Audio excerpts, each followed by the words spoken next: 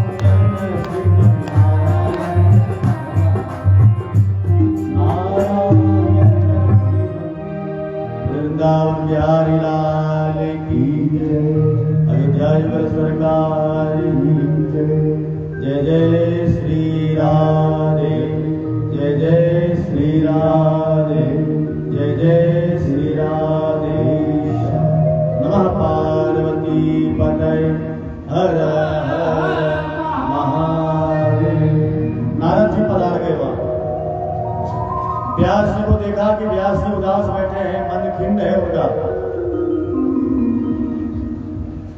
कौन से व्यास जी? जो भगवान के अवतार हैं, उन्हें कृष्ण द्वैपायन जी भी कहा जाता है।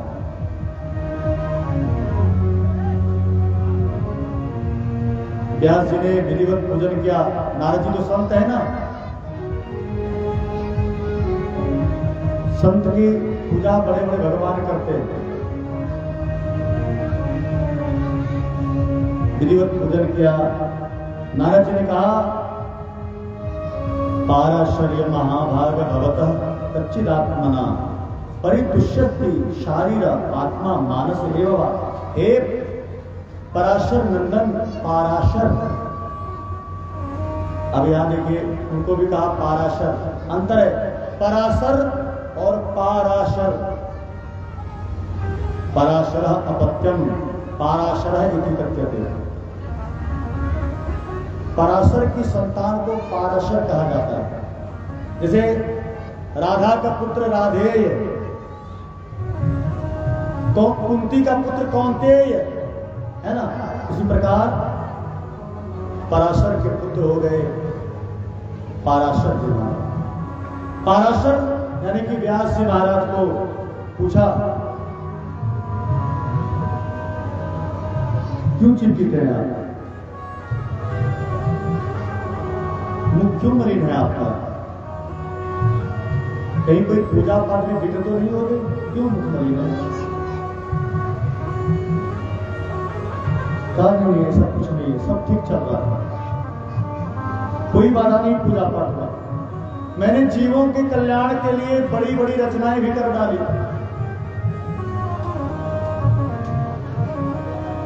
फिर भी न जाने क्यों मेरे मन में चैन नहीं हो रहा। कभी कभी एनो भी हो छे, सब कुछ छो तरह, लेकिन एक तो चीज नहीं रही ना, है तो चीज नहीं हो है तो कहना हमारा पूरा हो जाए, हमारे बेटी नौकरी लगी जाए, हमारे बेटा नौकरी लगी जाए, हमारा फलना जगह बेटा नाम लिखवाए दिए, सब कुछ है आपके पास, लेकिन मन में चिंता बेटी ने बिहार बढ़िया गरम हो जाए, बेटी हम सुखी रहा। ये सब चीज कुछ कमी नहीं है आपको, लेकिन फिर भी कुछ न कुछ चिंताएं रहती है। बोला देखिए संतुष्टि तो मेरे मन में नहीं है, व्यास जी कहीं तो चाहे नारद जी का है बात, थोड़ा सा कम।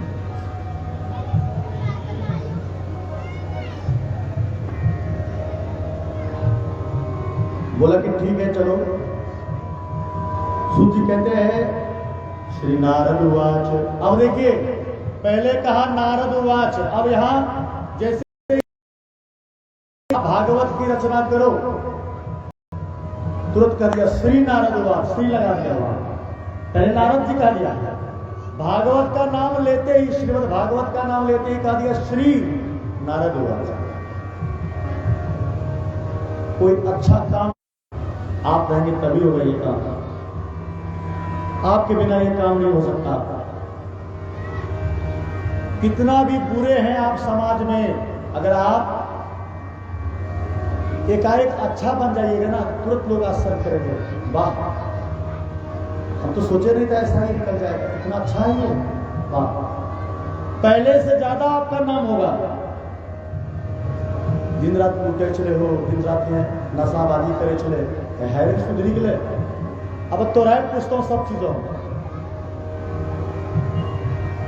श्रीमद् भागवत का नाम जैसे लिया नारद जी ने, बोला देखिए ब्रह्मा जी ने जो चतुश्लोकी भागवत का हमें सुनाया था, वही मैं आपको दे रहा हूं, इसका विस्तार से आप वर्णन करें।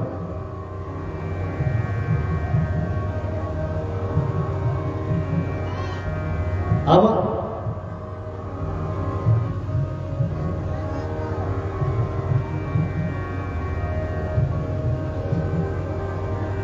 नारद जी कहते हैं व्यास जी तुमने बहुत कुछ लिखा है, आपने लिखने में बहुत चमत्कार दिखाया है, कहीं कहीं पर तो आपने ऐसे ऐसे अनिश्चित वाक्य बोल दिए लोगों की बुद्धि समझने में चक्कर खा गई। व्यास भागवत तो लिख दिया,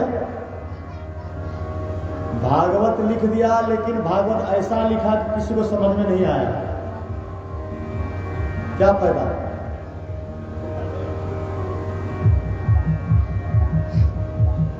बड़ा सरल भाषा में भागवत लिखो, सरल भाषा में जो सबका समझ में आ भी जाए, और भागवत लिखो। बोला ठीक है चलो कोई बात नहीं। व्यास जी बोला मेरे वश की बात नहीं है, भागवत को व्याख्या करके लिखना मेरे वश की बात नहीं है, मैं नहीं लिख पाऊंगा।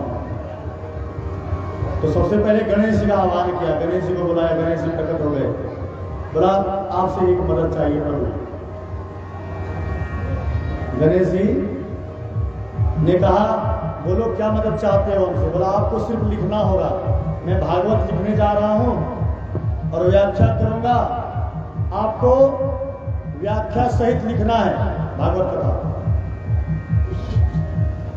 बोला ठीक है, एक ही शर्त पे आप मैं लिखूंगा कि बीच में आपका शब्द रुकना नहीं चाहिए, जैसे ही आप बोलना छोड़ देंगे मैं लिखना भी छोड़ दूंगा। बोला ये बस तुम्हारा।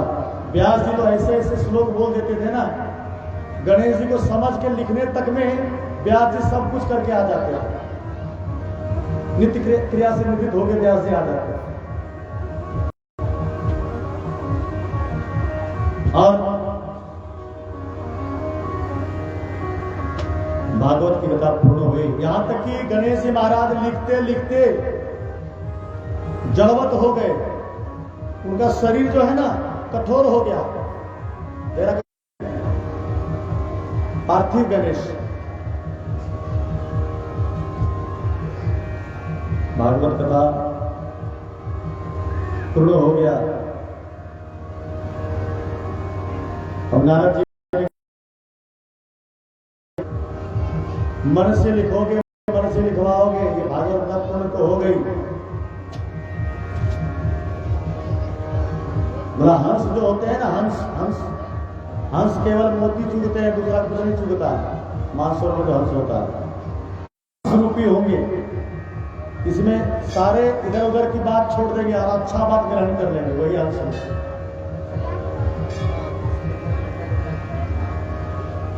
अब नारद जी अपने पूर्व जन्म की बात सुनाते हैं, जानते हो? अरे इसमें जिनको भगवान के साथ लगन होती है, भगवान उनको मिल जाते हैं लगन से, लेकिन लगन लगाना पड़ेगा भगवान के लिए।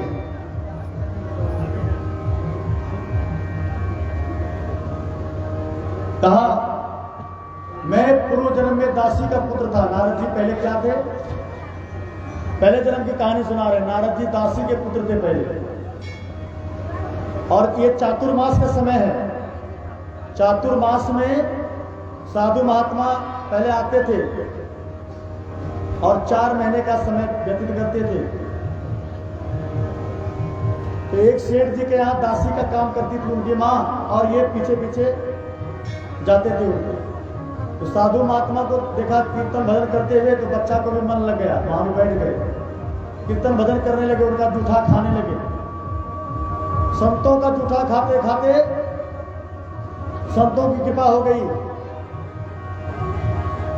जना के तुरहा कोई आ भी जाता हूं तो देखो कोई बच्चा जैसा ना, हमें एकरे सदम देवो मम्मी, हमें एकरे सदम देवो, जा बस्ता काना लगे छे। कभी कभी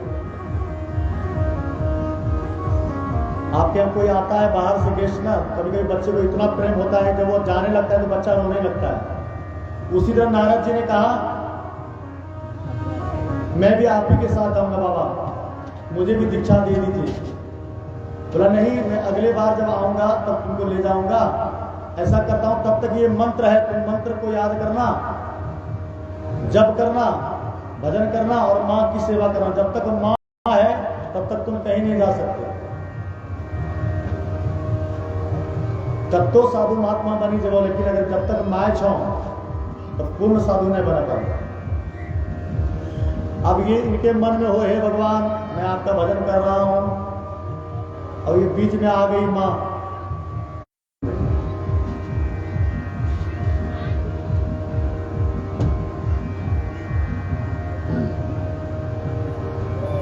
बीच में मां आ गई, मां का अड़चन हो गया।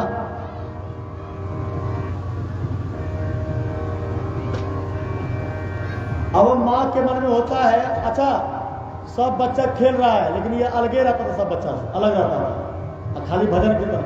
अब माँ सोच रही है कहीं मेरा बेटा साधु नहीं बन जाए। आजकल माँ चोर डकैत बन जाए वो बढ़िया है, लेकिन साधु अगर बनने का बात बोलिएगा ना, तुरंत कहेगा नहीं साधु 2 नंबर बनिए, चोरी बदमाश बना हो बढ़िया, साधु नहीं बनना चाहिए, संत महात्मा नहीं बनना है। संत महात्मा आजकल की माँ नहीं बनने देती है। आपके तरह अगर सोचती महर्षि में ही की माँ,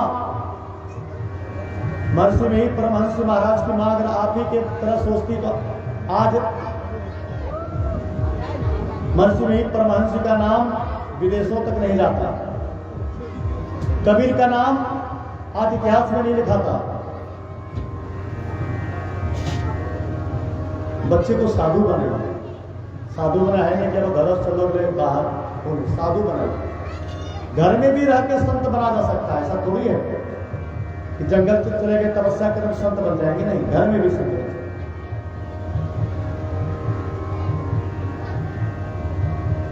तो आप सोचा कि किसी तरह थोड़ा बड़ा हो गए,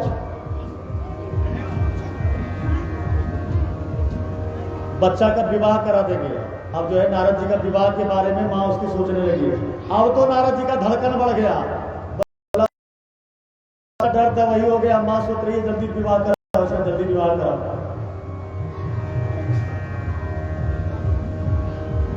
अब माँ जब इस बात को बोली है कि विवाह कराओ, इसका विवाह करा देना चाहिए, लगता है बिगड़ रहा है, साधु महात्मा तोड़ने गई नारद जी की माता जी, और सांप ने काट लिया और वहीं पे बेचारी मर गई, देह छोड़ दिया। अब तो हल्ला हो गया नारद जी की माँ, इसने समाचार सुना तो मने मन ही बड़ा खुश, फिर ऊपर से नाटक करते हुए रोने लगे, हाय मेरी माँ को क्या हो गया, कैसे सांप ने काट लिया, अब मैं किसके सहारे रहूंगा, मर गई, अब भजन में तो दिक्कत नहीं होगा। ये नारद जी मन ही मन सोच रहे हैं।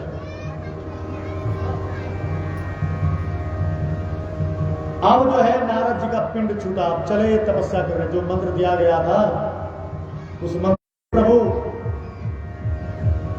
फिर क्यों दिखाया अपने रूप को,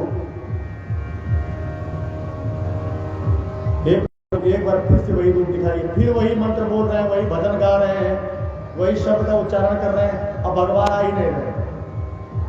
तब जब पूरा व्याकुल हो गए, रोने लगे, सर को पटकने लगे, तब आकाशवाणी हुई कि देखो जब परिपक्व योगी बन जाओगे तभी तुम्हें मेरा होगा, अभी तुम अनाधिकारी हो।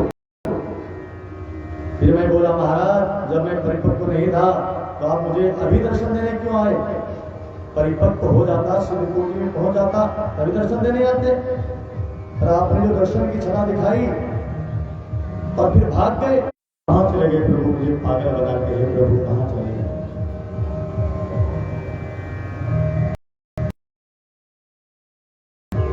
नारद जी कहते हैं, व्यास महाराज भगवान के उस वचन पर विश्वास करके मैं जम गया और उस वृक्ष की छांव में आंख बंद करके जो छटा मुझे दिखी थी उसी छटा ज्ञान में डूबा हुआ उसी का चिंतन करता रहा, और कुछ ही दिनों के बाद महाप्रलय हो गया। इस बार जो बने वो पहले थे दासी के पुत्र, अब बन गए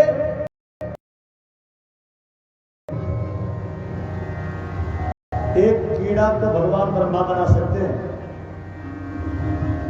नीच से नीच योनि में गए हुए जीवों को भी भगवान ब्रह्मा बना सकते हैं, कुछ भी कर सकते हैं।